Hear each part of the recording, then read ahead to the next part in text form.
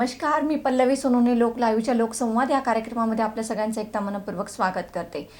तर जागतिक महिला दिनानिमित्त आपण वेगवेगळ्या क्षेत्रातील मान्यवर महिलांना आपल्या स्टुडिओमध्ये आमंत्रित करत आहोत.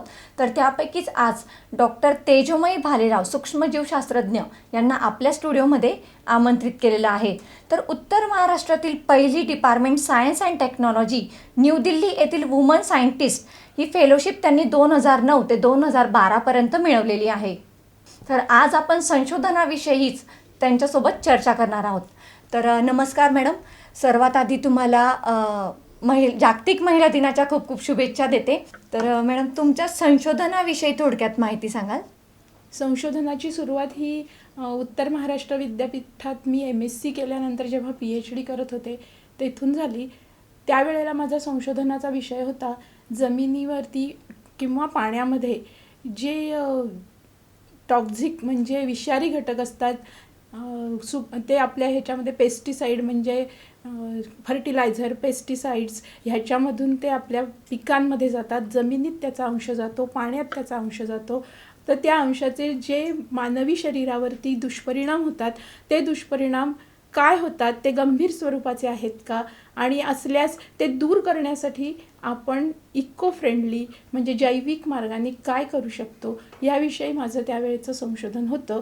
आणि त्यातल्या त्यात मी पेस्टिसाईड म्हणजे एंडोसल्फान आणि मोनोक्रोटोफॉस हे विषारी असे पेस्टिसाईड कीटकनाशकां अभ्यासासाठी घेतले होते. आणि या 2 कीटकनाशकांचे मानवी जीवनावर होणारे परिणाम, पाण्यात असणारा त्याचा अंश आणि जमिनीत असणारा त्याचा अंश, आणि तो किती प्रमाणात आहे, आणि तो दूर करण्यासाठी जैविक घटकांचा म्हणजे सूक्ष्म बॅक्टेरिया असतील, फंगस असतील, या सूक्ष्मजीवांचा आधार घेऊन किंवा त्यांचा उपयोग करून ते करता येतं का याविषयी मी संशोधन केलेलं होतं. PhDच्या संशोधनानंतर आपल्या मनामध्ये जे वेगवेगळे विचार येतात तसं माझ्या मनात एक विचार असा आला की आपल्या भागामध्ये सगळ्यात जास्त काय पिकतं. आपल्या भागामध्ये केळीचं सगळ्यात मोठं पीक होत असतं. जगातल्या देशातल्या 44% उत्पादन हे महाराष्ट्रात केळीचं होत असतं आणि त्यातलं 30% जवळपास एकट्या आपल्या जळगाव जिल्ह्यात होत असतं. एवढं उत्पादन होत असताना केळीच्या झाडापासून झाड जे असतं त्याला एकदा घड येऊन गेले किंवा त्याचा जो काय ठरलेला बहार असतो तो येऊन गेल्यानंतर त्याला येणारं मेल फ्लावर म्हणजे फूल आणि त्याचं खोड हे फेकून देतात. मग त्याचा अभ्यास करण्याचं माझ्या डोक्यात आलं, कारण की कोकणामध्ये आपण गेलो तर तिथे मुबलक प्रमाणात नारळ मिळत असतात, किंवा असं प्रत्येक प्रदेशामध्ये अशी एक फळ किंवा हे असते की ते मुबलक होत असतं. पण केळी हा फळ असं आहे की ते जगात बऱ्याच ठिकाणी घेतलं जातं आणि ते पोषण मूल्यांनी भरपूर आहे. तर त्या पोषण मूल्यांचा उपयोग मानवी जीवनासाठी व्हावा, ते फेकून देण्यात वाया जाऊ नये, फुलं पानं असतील त्याचे आणि खोड. तर ह्याच्याविषयी संशोधन करावं म्हणून मी माझ्या संशोधनाला सुरुवात केली. त्यासाठी सुद्धा मला 1-2 प्रकल्प मिळाले होते. एक होता UGCचा आणि एक होता Rajiv Gandhi science and technology कमिशनचा. तर त्यावरती मी काम केलं आणि तिथून माझ्या ह्या केळी आणि केळीचे त्याज्य भाग म्हणजे टाकाऊ भाग ह्यावर संशोधन करायला मी सुरुवात केली. त्यात सगळ्यात महत्त्वाचं असं असतं की केळीचं जे खोड असतं त्याच्यामध्ये 90% पाणी असतं आणि ते पाणी पोषण मूल्यांनी भरलेलं आहे. ते अनेक रोगांवरती उपयोगी आहे. जसं की किडनी स्टोन असतील ते विरघळण्यासाठी त्या पाण्याचा उपयोग होतो. त्यानंतर त्याच्यात मिनरल्स मोठ्या प्रमाणात आहेत, आयर्न आहे, व्हिटॅमिन B6 आहे, आणि हे सगळे जे घटक असतात या घटकांचा उपयोग कुपोषणावरती सुद्धा होऊ शकतो. जी समस्या महाराष्ट्र असेल किंवा देशात अनेक काही राज्य आहेत तिथे कुपोषणाची मोठ्या प्रमाणात समस्या आहे. तर ते कुपोषण दूर होण्यासाठी आपण हे पोषण मूल्यांनी भरलेलं जे फेकलं जातं आहे त्याचा उपयोग आपल्याला करता येतो का ह्याविषयी मी विचार केला आणि पुढे संशोधनाला सुरुवात केली. मॅडम, केळी आणि केळीचे टाकाऊ जे काही भाग असतात तर त्यापासून कोणकोणते उत्पादनं तयार होऊ शकतात?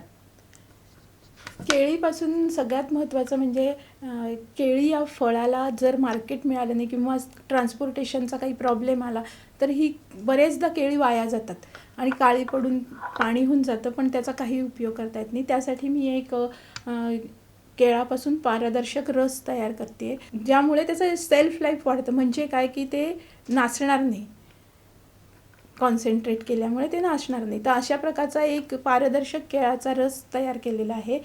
दुसरं म्हणजे केळीच्या खोडामध्ये जे 90% पाणी असतं, जे पोषण मूल्यांनी भरलेलं आहे, अशा या केळीच्या खोड्यातलं पाणी एक्स्ट्रॅक्ट करायचं.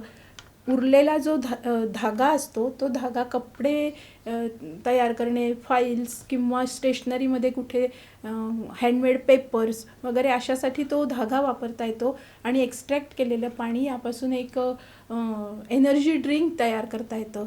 किंवा जर केळीचं खोड वाळवून त्याच्यापासून पावडर तयार केली तर ती पावडर आपण जसं सेरेलॅक किंवा अशा ह्या न्यूट्रिशियस पावडरी आपल्या मार्केटमध्ये उपलब्ध आहेत, तसंच आपण ही पावडर लहान मुलांना त्यांच्या रोजच्या आहारात दिली किंवा ज्या स्त्रियांना लोहाची कमतरता आहे किंवा ज्यांना एनर्जी कमी वाटते अशा लोकांच्या आहारामध्ये जर त्या पावडरचा उपयोग केला तर ते अतिशय फायदेशीर आहे. तर ह्या गोष्टी वाया जाणाऱ्या आहेत आणि यापासून रोजगारसुद्धा लोकांना मिळणार आहे.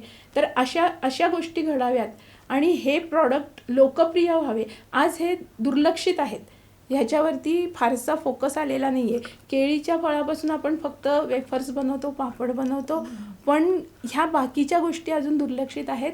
तर हा प्रसार व्हावा आणि त्यांना त्याचं महत्त्व कळालं की लोक आपोआप या गोष्टीकडे वळतील आणि लोकांना त्याच्यापासून रोजगार मिळेल. खरं म्हणजे असं आहे की केळीच्या खोडातून पाणी काढल्यानंतर जे धागे असतात त्या धाग्यांचा उपयोग स्टेशनरीसाठी होतो, त्या पाण्याचा उपयोग एनर्जी ड्रिंक बनवण्यासाठी होतो आणि दुसरं म्हणजे त्याच्यापासून फर्टिलायझर तयार होऊ शकतं की जे सकस पीक येण्यासाठी उपयुक्त आहे, असं त्याच्यापासून बनवता येतं. उरलेला जो चोथा असतो त्यापासून पशुखाद्य बनवता येतं, जे पशुखाद्यसुद्धा सगळ्या प्रकारच्या पोषणांनी भरपूर असेल. त्याच्यामुळे काय म्हणतात त्याला, जनावरांना मोठ्या प्रमाणात दूध उपलब्ध होऊ शकतं.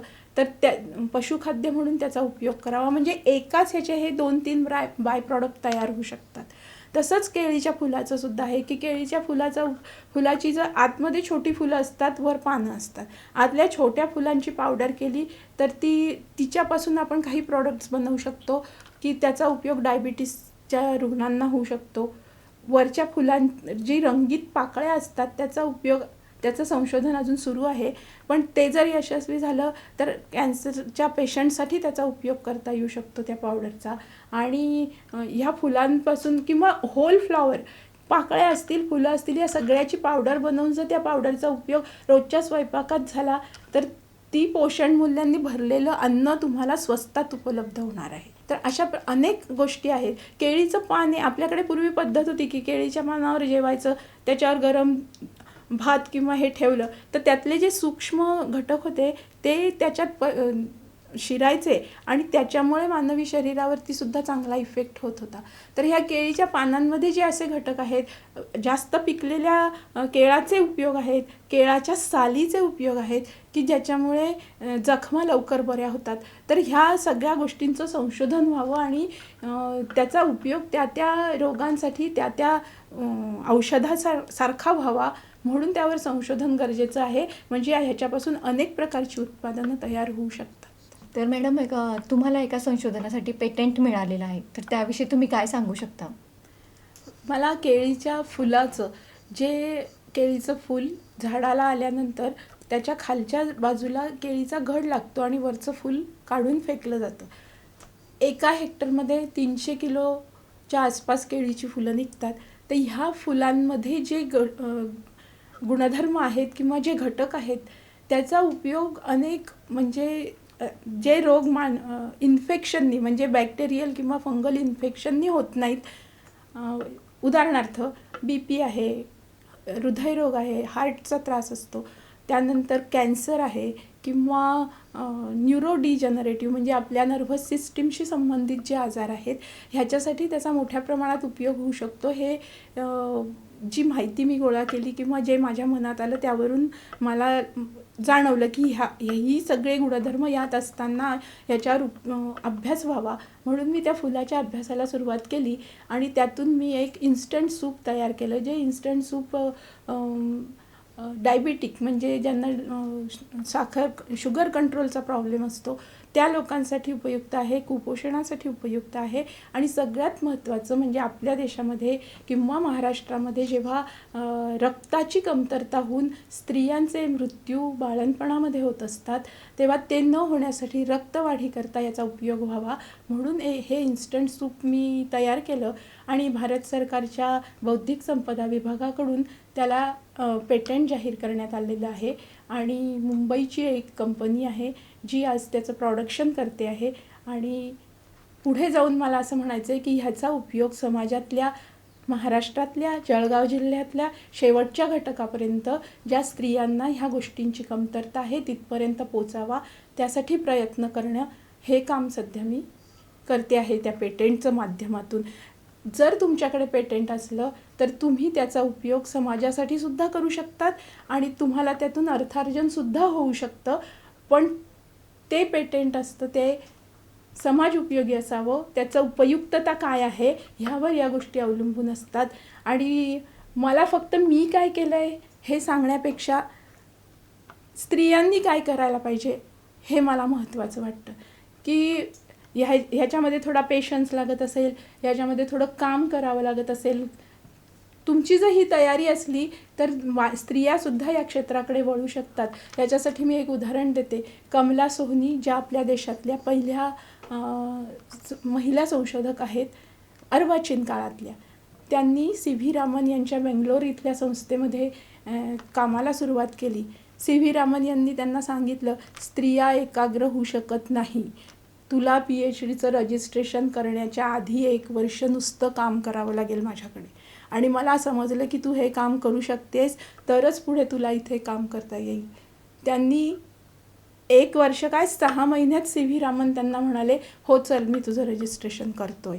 एवढं एकतानं त्याने काम केलं. म्हणजे स्त्रिया हे करू शकतात किंवा करू शकत नाहीत असं काही नाही आहे. जगात स्त्रियांनी अनेक केलेलं आहे.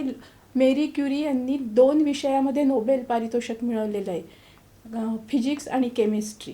त्यांचा हा विक्रम अनेक वर्ष पुरुषांनासुद्धा मोडता आला नव्हता, हे मला आज सांगावंसं वाटतं इथे. त्यानंतर तो मोडला गेलेला आहे. पण स्त्रिया हे करू शकतात. पुढे कमला सोहनी यांनी राजगिरा हे पीक घेऊन त्यावर संशोधन केलं आणि त्या काळामध्ये जी भारतातली गरिबी होती स्वातंत्र्यपूर्व काळातली असेल किंवा स्वातंत्र्योत्तर काळातली असेल तर त्यासाठी राजगिऱ्याचा उपयोग न्यूट्रिशियस फूड म्हणून कसा करता येईल ह्याकरता त्यांचं संशोधन मोलाचं ठरलं. मॅडम, संशोधनाविषयी तुमच्या भविष्यामध्ये पुढील काय योजना आहेत? एक झाड जर आपण संशोधनाला घेतलं ना अभ्यासाला तर एकाच व्यक्तीचं पूर्ण आयुष्य मला वाटतं त्या संशोधनात जातं. तर आज मी केळीच्या ह्या काही भागांचा अभ्यास केलेला आहे पण संपूर्ण अभ्यास अजून झालेला नाही आहे. त्याच्यामध्ये जे अँटी कॅन्सरस एजंट आहेत किंवा त्याच्यामध्ये जे नर्व्हस सिस्टीम डिजनरेटिव्ह म्हणजे वयस्कर लोकांना अल्झायमर होणे किंवा स्मृतिभ्रंश होणे हे जे आजार होतात ह्यासाठी सुद्धा यातल्या काही घटकांचा उपयोग होऊ शकतो. तर तो कसा करता येईल आणि ते आपल्याला न्यूट्रास्युटिकल ह्या माध्यमात आणायचं आहे. न्यूट्रास्युटिकल म्हणजे काय तर पोषणातून औषध किंवा तुमच्या आहारातून औषध. म्हणजे औषध वेगळं घेण्यापेक्षा तुम्ही आहारातून घेतलं म्हणजे तुम्ही जर हा आहार घेतला तर तुम्हाला हे आजार होण्याची शक्यता खूप कमी आहे. किंवा त्या आजाराची जर सुरुवात झालेली असली तर हा आहार घेतल्याने ती कमी होईल, त्याची गती मंदावेल, तो कमी होईल, थांबेल. आणि कॅन्सरमध्ये जेव्हा तुम्हाला रेडिएशन घ्यावं लागतं किंवा त्याचे जे सेटिंग्स घ्यावे लागतात तर ते कमी व्हावे या आहारामुळे. जर तुम्हाला 4 सेटिंग सांगितले असले तर आम्ही तयार केलेला आहार घेतला किंवा आम्ही जे तयार करू ते प्रॉडक्ट जर तुम्ही घेतलं तर त्याच्याने तुमचे हे सेटिंग्स कमी व्हावे आणि त्याचे साईड इफेक्टसुद्धा कमी व्हावे, त्याचा त्रास कमी व्हावा. ह्याविषयी संशोधन सुरू आहे किंवा पुढे करण्याची माझी माझा मानस आहे. मॅडम, जनरली महिलांचा संशोधनाबद्दल सहभाग कसा असावा? आपण भारतासारख्या एशियन देशात तर हा सहभाग खूप कमी आहे, नगण्य आहे. पण आपण अभ्यास केला तर 18व्या शतकापासून सुद्धा पाश्चिमात्य देशात सुद्धा स्त्रियांचा सहभाग खूप कमी होता आणि त्यातल्या त्यात त्यांना अनेक वेळेला पुरुषी मनोवृत्तीला तोंड द्यावं लागतं. मी नाईलाजाने हे म्हणते, पण अशा गोष्टींना त्यांना तोंड द्यावं लागलेलं आहे. सोफिया नावाची एक सायंटिस्ट होती, गणितज्ञ होती, जिनी आयफेल टॉवर बांधण्याच्या कामात तो सांगाडा तयार करण्यासाठी गणिताचा जो वापर केला गेला तो तिचा होता. पण आयफेल टॉवरच्या खाली जी यादी लावलेली आहे त्या अभियंत्यांच्या यादीमध्ये सोफियाचं नाव नाही आहे. आणि का? तर ही 18व्या शतकातली गोष्ट आहे, 17व्या-18व्या शतकातली. तर ही स्त्री आहे म्हणून तिचं नाव तिथे लिहिलं गेलेलं नाही आहे. आज ते उजेडात आलं आहे, लोक ते सांगतात, पण स्त्री म्हणून तिच्यावर झालेला हा अन्याय होता. अशा अनेक गोष्टी, अनेक मानसिकतेला तोंड देत त्यांचा संसार असतील, मुलं असतील, संसार नसला तर अनेक समाजातले प्रश्न असतात, स्वतःचे वैयक्तिक प्रश्न असतात, या सगळ्याला तोंड देत स्त्रियांना संशोधन करावं लागतं. म्हणून कदाचित त्यांचा सहभाग कमी असेल. पण आज स्त्रियांनी आपल्या स्वातंत्र्याचा थोडक्यात म्हणजे उपयोग करून घेऊन संशोधनाकडे वळावं. कारण स्त्री ही मुळात ती घरात जेव्हा काम करत असते ना, तेव्हा तिचं संशोधन सुरू असतं की हे काम लवकर कसं करता येईल, हे चांगलं काम झालं पाहिजे आणि लवकरही झालं पाहिजे. म्हणजे ती मुळात संशोधक आहे स्त्री, पण तिची ही वृत्ती तिच्या बाकीच्या जबाबदाऱ्यांमुळे दाबली जाते. ती वर येण्यासाठी तिला समाजातल्या बाकीच्या घटकांनी सुद्धा मदत करावा आणि स्त्रियांनी आपला सहभाग निश्चितपणे त्यामुळे त्यांचा ठळकपणे वाढेल. अजून एक गोष्ट मला अशी सांगावीशी वाटते की आपल्या जळगाव जिल्ह्यात चाळीसगावला भास्कराचार्य यांनी लीलावती हा ग्रंथ लिहिला गणिताचा. तर त्याला लीलावती हे नाव त्यांच्या मुलीवरून देण्यात आलेलं आहे आणि त्यांच्या मुलीच्या आयुष्यात, वैयक्तिक आयुष्यात कदाचित काही प्रसंग आले असतील, त्यामुळे तिने वडिलांबरोबर संशोधन करायला सुरुवात केली. याबद्दल अत्यंत त्रोटक माहिती उपलब्ध आहे, पण जी आहे त्याच्यावरून मी सांगते. वडिलांबरोबर संशोधनाला सुरुवात केली आणि गणितामध्ये तिने अनेक कोडी तयार केली, काही उलगडली. भास्कराचार्य सर्वज्ञात आहेत, शून्याचा शोध त्यांनी लावलेला आहे. पण गणिताच्या ह्या कोड्यांमध्ये आणि गणित सोडवण्यात त्यांना त्यांच्या मुलींनी सहाय्यक म्हणून मदत केलेली आहे. त्यामुळे आपल्या देशातील पहिली महिला शास्त्रज्ञ म्हणून लीलावतीचं नाव घेतलं जातं.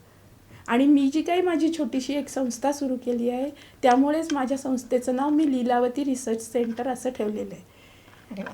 आणि त्यामुळे लीलावती हिनी गणितामध्ये इतका अभ्यास केला होता की आजसुद्धा आपण जर लीलावती हा ग्रंथ वाचला तर आपल्याला जाणवतं त्यांनी जे कोडे घातले त्यात ए बाले लीलावती मती मती ब्रूही संहिता अशा अर्थाचं, म्हणजे मुलीला ते प्रश्न त्यांनी त्याच्यामध्ये विचारलेले आहेत. विनाकारण मुलगी होती म्हणून तिचं नाव त्या ग्रंथाला त्यांनी दिलेलं नाही आहे. तिचं त्यात सहभाग आहे, तिने त्यांना मदत केलेली आहे. आणि सगळ्यात अभिमानाची गोष्ट म्हणजे ती आपल्या जळगाव जिल्ह्यात त्यांनी हा ग्रंथ लिहिलेला आहे. त्यामुळे असा संशोधनाचा प्रवास स्त्रियांचा जिथून सुरू झालेला आहे त्याच्यात स्त्रियांनी सामील व्हावं आणि पुढे पुढे आणखीन चांगल्या प्रकारचं संशोधन त्यांच्या हातून घडावं, हीच सदिच्छा मी सगळ्या महिलांना आजच्या निमित्ताने देणार आहे. मॅडम, महिला दिनाबद्दल तुम्ही काय सांगू इच्छिता आपल्या महिलांना? महिला दिन हा कसा सुरू झाला हाच पहिला प्रश्न मला आधी पडतो. आणि त्यात असं आहे की रशियामध्ये जेव्हा राजेशाही होती आणि तिथल्या ज्या राजघराण्यातल्या स्त्रिया होत्या ह्यांचे कपडे तयार करण्यासाठी, त्याच्यावरती कशिदा काढण्यासाठी ज्या महिला काम करायच्या, ज्या दासी म्हणून काम करायच्या, त्यांना 8-8, 10-10 तास, 12-12 तास नुसतं विणकाम, भरतकाम अपुऱ्या उजेडात असेल ते करावं लागायचं. आणि हा अन्याय सहन न झाल्याने त्यांनी तेव्हा त्याच्या विरुद्ध बंड पुकारलं आणि त्याचं नेतृत्व क्लारा झेडकिन त्यावेळच्या त्या स्त्रीने केलं होतं. आणि तेव्हापासून स्त्रियांच्या कामाचे तास ठरले की त्यांना 8 तास काम करता यावं. आणि रशियामध्ये तेव्हा अनेक बदलांमधून जात होता. दुसऱ्या महायुद्धानंतर तिथे साम्यवादी राजवट आली होती आणि त्याच काळात ह्या घटना घडल्यामुळे तेव्हा तिथे 8 मार्च हा महिला दिन साजरा व्हायला लागला आणि स्त्रियांना तिथून समता आणि स्वातंत्र्य मिळावं म्हणून अनेक प्रयत्न केले गेले. ते पुढे जगाने मान्य केले आणि जगात 8 मार्च महिला दिन म्हणून साजरा होऊ लागला. तर तो 8 मार्च हा एक दिवसाचा उत्सव नसावा, तो स्त्रियांनी कायम आपल्याला आणि नुसतं स्वातंत्र्य मिळतं आहे असं म्हणण्यापेक्षा आपल्याला अजून नवीन काय करायला मिळतं आहे ह्याचाही उपयोग त्यांनी करून घ्यावा असं मला पहिल्यापासून वाटतं. पण ह्या स्वातंत्र्याची जाणीव ही पहिल्यांदा कष्टकरी महिलांमध्ये झालेली आहे आणि ती पुढे सगळ्या स्त्रियांमध्ये जाऊन आज आपण अभिमानाने ही गोष्ट सांगतो की आम्ही 8 मार्च महिला दिन साजरा करणार आहोत. तो स्त्रियांच्या स्वातंत्र्यासाठी, त्यांच्या समानतेसाठी. आम्हाला काही वरचढ व्हायचं नाही आहे, आम्ही समान राहणार आहोत, पण ती समानता आम्हाला समाजाकडून पण अपेक्षित आहे, ती मिळावी एवढीच मी आज अपेक्षा व्यक्त करते. तर खूप खूप धन्यवाद मॅडम, आपण आपला अमूल्य वेळ काढून आपल्या स्टुडिओला भेट दिली. तर बघत राहा लोक लाईव्ह, तुमच्या मनातलं. नमस्कार.